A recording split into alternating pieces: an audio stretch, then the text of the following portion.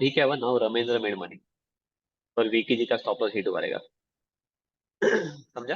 तो बेसिकली क्या हुआ, रेजिम शिफ्ट हो गया, मीन रिवर्टिंग मार्केट से ट्रेंड फॉलोइंग मार्केट हो गया। ठीक है, तो आपने जब ये ट्रेंड फॉलोइंग किया, जब आपने दूसरे को पूछा ना कि उसका सिस्टम बहुत अच्छा लग रहा है यार, वो तो ये यूज कर रहा है, चल यूट्यूब पे जाके देखता हूँ और क्या है। तो जब भी आप इतना सारा चीज देखते हैं तो एक्चुअली कुछ इतना देखने का जरूरत है नहीं। बिकॉज द थिंग इज कि आपका मार्केट कभी मीन रिवर्ट नहीं होगा, कभी ट्रेंड फॉलोइंग हो जाएगा। तो कभी आप राइट रहोगे, कभी वो राइट रहेगा। ठीक है, अगर दोनों का रिस्क मैनेजमेंट प्लेस में, दोनों का स्ट्रेटेजी प्लेस में, तो दोनों लास्ट में पैसा बनाएंगे। Understood? But as a professional trader when we are trading, हम लोगों को तीनों आना चाहिए। ठीक है, तो इनिशियली जब भी मैं ट्रेड कर रहा था तो I was only doing trend following. Okay, मैं खाली ट्रेंड फॉलोइंग करता था। तो ट्रेंड फॉलोइंग में ना मार्केट ऊपर जा रहा है तो मुझे मजा आ रहा है कि चलो भाई मस्त चल रहा है, जो भी है सबको मजा आ रहा है। बट बाकी के टाइम पे क्या? ठीक है, तो द थिंग इज के जब भी हम, आपको पता है विराट कोहली क्यों अच्छा बैट्समैन है? विराट कोहली इसलिए अच्छा बैट्समैन है क्योंकि वो है ना, स्पिनर रहेगा तो भी खेलता है, फास्ट बॉलर रहेगा तो भी खेलता है। विराट कोहली ऐसा कंप्लेन नहीं करेगा कि यार बॉल लेग साइड पे मत डाल, रेंज खेलने को नहीं आता मुझे, तो बॉल सीधा बैठ के चला ना, फुल टॉस समय सिक्स मार दो। तो विराट कोहली को कोई भी कंडीशन में आप रख दो ना, या धोनी को किसी भी कंडीशन में रख दो ना, धोनी किसी भी कंडीशन में मारता है वो न्यूजीलैंड का पिच रहेगा तो भी मारेगा, इंडिया के पिच में भी मारेगा, फास्टर स्पिनर कोई भी आने को। तो they are able to survive in every condition, that is why they are good players.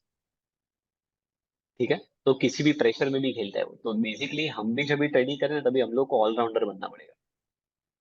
अगर ऑलराउंडर है ना हम लोग, तो हम लोग को पता है कि अभी क्या करना है हम लोग। Means any market condition you will have some or the other trade.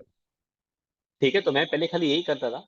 But जब भी मैंने ये करने का स्टार्ट किया ना, then I started getting more and more trade and offers, मेरा ट्रेडिंग में बहुत चेंज आ गया। ठीक है, तो that is how these three things are important. तो ट्रेंड फॉलोइंग, मीन रिवर्जन और रिवर्सल, समझे आपको? यहाँ तक कोई डाउट किसी को? No sir.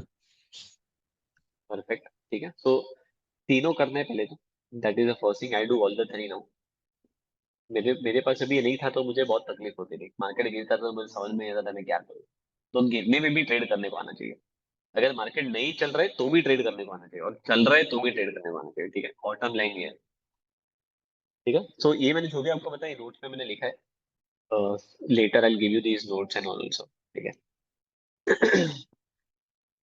Characteristics of different asset class. Characteristic का मतलब क्या है? डीएनए।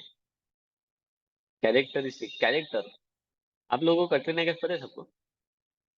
कटरीना कैफ सुना रहेगा, राइट? राखी सावंत पता है?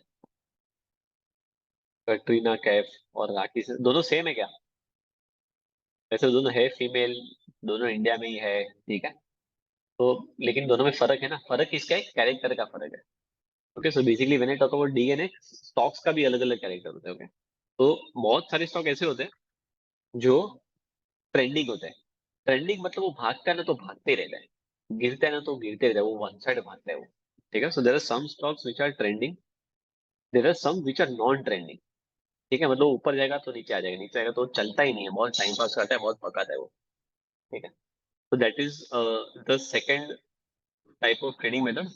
Third is highly high volatile. High volatile मतलब एकदम बड़ा बड़ा मूवमेंट रहता है, ऊपर जाएगा फिर नीचे आएगा, फिर बहुत बड़ा मूवमेंट देगा, वोलेटिलिटी बहुत रहता है। जैसे एयू बैंक का स्टॉक अगर पता रहेगा तो, AU bank is extremely volatile in trading. Okay, and बहुत सारे स्टॉक ऐसे होते हैं जो बहुत ही लो वॉलेटाइल होते हैं, they don't have too much movement. Okay, so they move very slow, धीरे धीरे धीरे धीरे, मर मर के चलते हैं वो। और बहुत सारे स्टॉक ऐसे होते हैं जो बहुत गैपिंग होते हैं, they do lot of gaps, gap ups, gap down, gap ups, gap down ऐसे।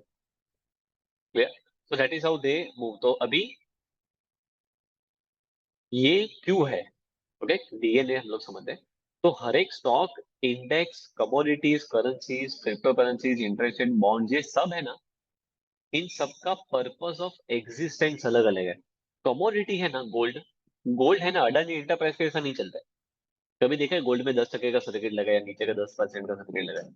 या गोल्ड 4 दिन में डबल हो गया, ऐसा तो नहीं देखने मिलेगा आपको। ठीक है, तो the reason why this does not happen is because gold है ना, it is a scarce resource, it is a commodity. तो गोल्ड का जो पर्पस ऑफ एग्जिस्टेंस है ना मार्केट में, वो एक अलग कारण की वजह से। Okay, so it will not move like a stock. अगर आप करेंसी को देखोगे तो करेंसी का जो रिक्वायरमेंट है ना, या करेंसी का जो बेसिकली डीएनए वो अलग है। करेंसी ना ज्यादा भी नहीं हिलता है। Okay, so why currencies move very very slow? Because currency is only use for transactions. Okay, currency कोई इन्वेस्टमेंट एसेट नहीं है।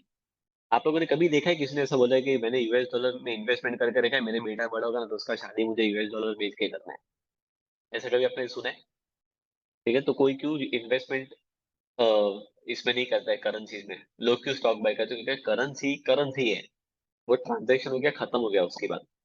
ठीक है, तो that is why currency moves in different way. Stocks जो है, स्टॉक्स खुद अगर आप देखोगे तो बीएससी में आई थिंक 6,000 स्टॉक है बाय द वे। तो स्टॉक्स के अंदर भी है ना, आपको हर एक स्टॉक में अलग अलग मूवमेंट मिलेगा। इंडिया बुल्स रियल एस्टेट और रिलायंस का मूवमेंट सेम नहीं है।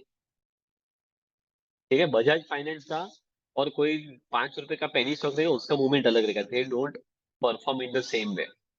ठीक है, तो वैसे ही अगर आप फॉर एग्जाम्पल किसी भी स्टॉक को देखोगे, ओके, तो कोई भी स्टॉक उसके अपॉर्चुनिटीज, उसके इंडस्ट्री के स्टैंडर्ड्स के हिसाब से या डिमांड सप्लाई के हिसाब से या थ्रेट्स के हिसाब से चलता है। आप लोग को आईटीसी पता है?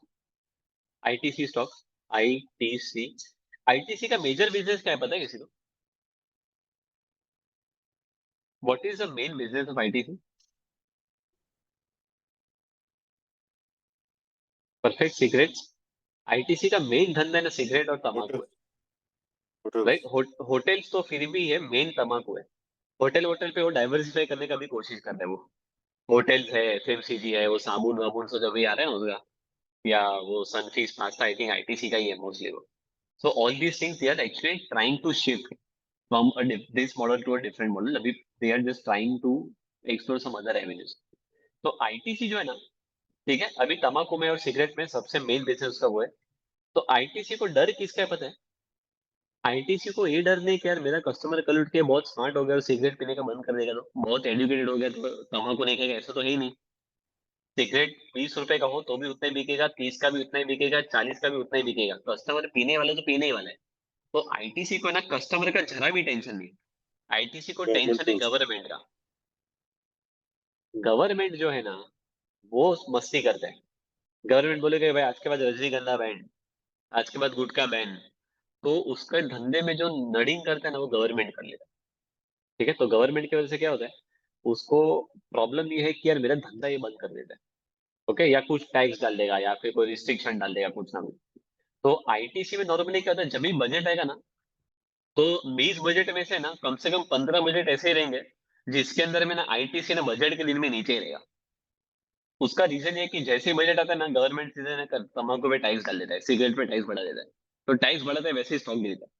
तो ITC is more prone to threats from government side rather than the customers or the pricing. उसको बाकी किसी भी चीज का लाइफ पे टेंशन नहीं है। ठीक है, इन्फ्लेशन भी कितना बढ़ जाए उससे कुछ फर्क नहीं पड़ता है। नॉर्मली इन्फ्लेशन दारू और सिगरेट पे खत्म हो जाता है। ठीक है, लोगों को टमाटर महंगा लगता है लेकिन आज तक कभी आपने कभी देख रहे कोई कंप्लेन नहीं करता कि सिगरेट का वो महंगा हो गया, दारू महंगा हो गया। ठीक है, वो कितना भी भाव बढ़ेगा उसमें किसी को कोई इन्फ्लेशन नहीं नड़ता है। ठीक है, तो उसको प्राइसिंग से एक्चुअली कुछ लेना देना ही नहीं है, उसको खाली गवर्नमेंट का इशू है। ना very if you see Indiabulls real estate, last time लोग ने देखा था इंडिया बुल्स 40 का 200, 40 का 200 ऐसा हिलता था वो। तो इंडिया बुल्स को इतना वॉलेटाइल स्टॉक है। तो द रीजन इज कि इंडिया बुल्स रियल एस्टेट है ना, उसके बिजनेस में ही वॉलेटिलिटी बहुत ज्यादा है। उसका प्रॉफिट एंड लॉस है ना हर महीने अलग अलग दिखता है। तो इंडिया बुल्स का ना एक क्वार्टर 40 करोड़ प्रॉफिट में रहेगा ना, तो दूसरे क्वार्टर में बोलेगा कि भाई ये क्वार्टर में लॉस हो गया, तो आपको लगेगा अरे लॉस है बेचो। फिर एक क्वार्टर इस तरह के जिससे बोलेगा हम लोग का ना 60 करोड़ का प्रॉफिट हो गया, तो लोग बोलेंगे 60 करोड़ का प्रॉफिट है तो बहुत अच्छा भाव है, बाय करो। फिर अगले क्वार्टर में बोलते हैं कि हम लोग को 120 करोड़ का लॉस हो गया। तो इसका प्रॉफिट एंड लॉस का ही ठिकाना नहीं है, इसका बिजनेस है ना बहुत अनसर्टन है। रियल एस्टेट बिजनेस खुद अनसर्टन बिजनेस है। ओके, तो उसमें भी कभी कभार क्या होता है कि अच्छा रहेगा तो 4 साल अच्छा रहेगा, खराब रहेगा तो 5 5 साल खराब रहता है वो लोग का। So it is very uncertain model when they are working. ठीक है, तो इसलिए उसके स्टॉक के भाव में जबरदस्त फ्लक्चुएशन रहता है। ठीक है, बट उसके सामने अगर एक स्टॉक देखते हैं, तो लेट्स सी मैकडोनल्ड्स। ठीक है, मैकडोनल्ड्स नहीं, मैकडोनल्ड्स बोल रहा हूँ। ठीक है, मैं वाला अभी 31 गया है, तो शायद से मैकडोनल्ड्स ना सुनाई दे। ठीक है, तो मैकडोनल्ड्स के स्टॉक में अगर मैं आपको एक चीज बताऊं, उसका बिजनेस मॉडल समझते हैं। आप लोग को लगता है कि मैकडोनल्ड्स का बिजनेस मॉडल एकदम अनसर्टन है? Do you feel like that कि एकदम टेंशन फ्री धंधा है? कभी देखा है मैकडॉनल्ड्स में भीड़ कम है, ऐसा कभी देखा? फिर किधर भी रहेगा, जंगल में रहेगा, आंधी तूफान आ जाए, पानी भर जाए बारिश में, कुछ भी रहेगा, मैकडॉनल्ड्स में आपको पब्लिक मिलेगा ही मिलेगा। इतना स्टेबल धंधा है ना, पूरे वर्ल्ड का बड़ा पाव है वो, बाय द वे। ठीक है, तो मैकडॉनल्ड्स समथिंग जिसके क्वार्टरली प्रॉफिट्स है ना एकदम स्टेबल है। तो अगर उसका क्वार्टरली प्रॉफिट इतना स्टेबल है तो इन्वेस्टर को ना धक धक नहीं होता है उसके स्टॉक में इन्वेस्टमेंट करेगा, उसको रात को ना अच्छा नींद आता है। जो आदमी रास्ते पे ठेले पे पानी पूरी या वड़ा पाव बेचा उसको आराम से नींद आ जाती है, क्योंकि उसको पता है कि कल के कस्टमर आने ही वाले हैं मेरे पास। ठीक है, उतना सर्टन और स्टेबल धंधा है। अगर ऐसा धंधा रहेगा तो कैसा दिखेगा उसका चार्ट? तो लेट्स गो टू मैकडोनल्ड्स। ये मैकडोनल्ड्स का चार्ट है मेरे सामने। दिस चार्ट इज फ्रॉम, कहाँ से है देखो, ये चार्ट है 1968 से।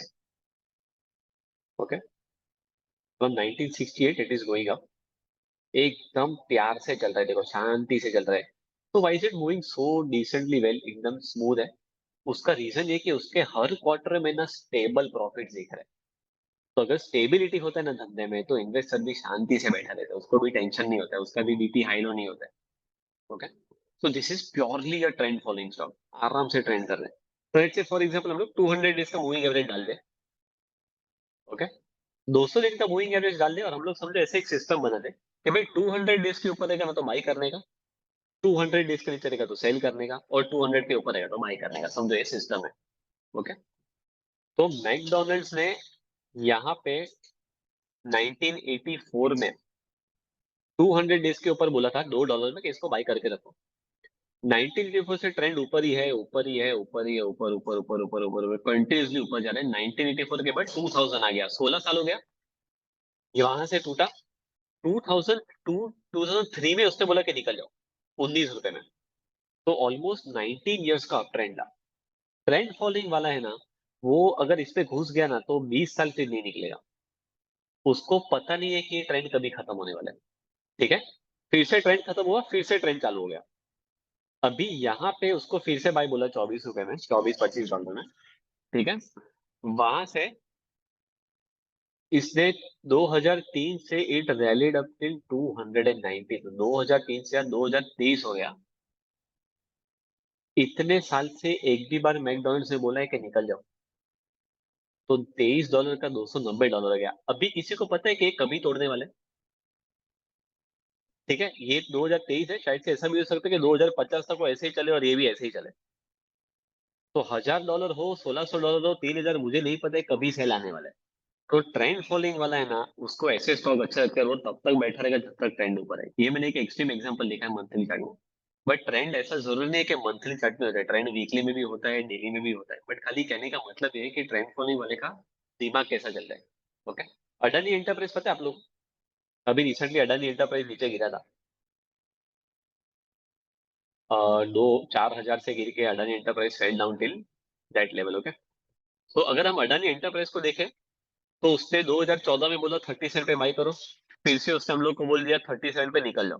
ठीक है, again it give us a buy at 2016 on 26 of December 2016। ठीक है, और उसके बाद अगर आप देखोगे ना यहाँ पे, तो 2016 के बाद उसने 42 रुपीज पे बाई बोला था, फिर उसने एक भी बार सेल नहीं बोला। फिर भाव हो गया 2000, उसने एक भी बार सेल नहीं दिया। जब भी 4000 से गिर के फिर से 1200 हो गया, फिर भी सेल नहीं दिया, अभी तक सेल नहीं दिया। तो क्या एक भी बार 200 डेज मूविंग एवरेज के नीचे उसने क्लोजिंग दिया है क्या? तो जिसने इसको 40 या 30 रुपीज पे लिया है, उसको 2016 के बाद आज भी शॉर्ट का सिग्नल नहीं मिला है। तो ट्रेंड फॉलोइंग वाला आदमी अगर इस पे घुस के बैठा रहेगा ना, तो आज तक वो नहीं निकला रहेगा, क्योंकि उसको पता नहीं कि एवरेज कभी टूटने वाला है। तो ट्रेंड फॉलोइंग वालों को इस टाइप के स्टॉक ज्यादा पसंद होते हैं। ओके, विच ट्रेंड? ठीक है, अभी हम लोग ने सब्जेक्ट अभी समझा आपको, how does a trend following mindset work. Okay, अभी लेट से हम लोग ने एक ट्रेडिंग सिस्टम बनाया कि यार 200 के ऊपर भाई यार मजा आ रहा है, 200 के नीचे सेल निकल जाओ, फिर से बैठो शांति से, बेस्ट सिस्टम है। ओके, तो हम लोग ने 2-3 टिप दिया, अपना फ्रेंड्स जो खुश हो गया, तो अपने फ्रेंड ने बोला क्या था, एक स्टॉक है, जरा मुझे बताओ ना क्या करना चाहिए। ठीक है, तो हम लोग तो अपना तो भी कॉन्फिडेंस साथ